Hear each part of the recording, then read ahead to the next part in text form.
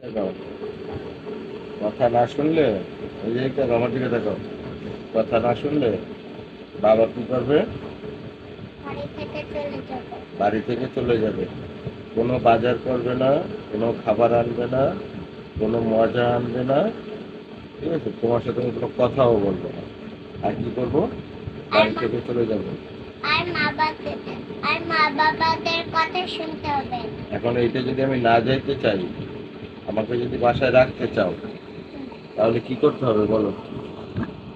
বলো কি করতে হবে বলো? মা বাবাদের কথা শুনতে হবে। আর আর খালি পড়ালেখার ওষুধ করতে হবে।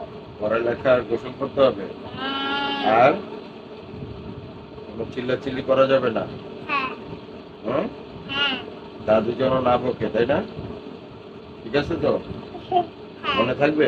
হ্যাঁ একদম হ্যাঁ একদম ঠিক আছে। হ্যাঁ। আচ্ছা আচ্ছা।